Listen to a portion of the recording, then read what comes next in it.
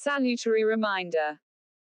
Policymakers must focus on maintaining price stability given the volatile food and fuel costs. With just over 2 weeks left to the March 31 deadline for the government and RBI to complete the quinquennial review of the current inflation target under the monetary policy framework, the latest Consumer Price Index (CPI) reading provides a salutary reminder for policymakers to maintain a ceaseless vigil over price stability. Retail inflation, measured by the CPI, accelerated to a 3-month high of 5.03% in February. Data released by the National Statistical Office on Friday showed. The jump of almost 100 basis points from January's 4.06%, while partly attributable to a base effect given that price gains had relatively eased in February 2020, is a clear signal that food and fuel costs continue to pose a threat to broader price stability in the economy. Specifically, the RBI's early February prognostication of continuing pressures in the prices of pulses and edible oils has been borne out by the last 2 months' CPI data.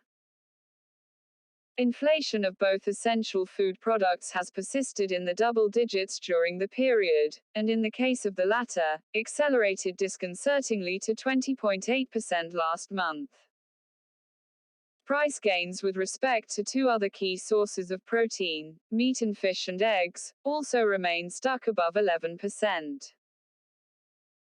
And the deflation in vegetable costs, which had helped offset the generalized pressure in food inflation, also waned considerably in February to -6.7% from -15.8% in January.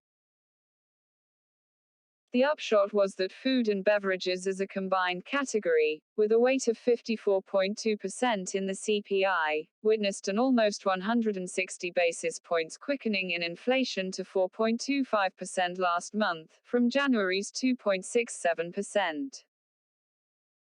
Another equally worrisome source of inflationary pressure is the continuing upward trajectory in the prices of petroleum products.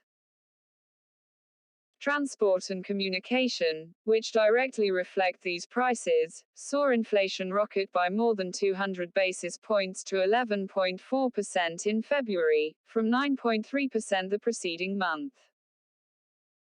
Diesel, the main fuel for freight carriage, is now hovering around 85 rupees per litre in many parts and will most certainly feed into the costs of everything requiring to be transported. Brent crude oil futures have surged by close to 40% in the 3-month period through March 11 in the wake of output cuts by major oil-producing nations, another worrying portent for inflation.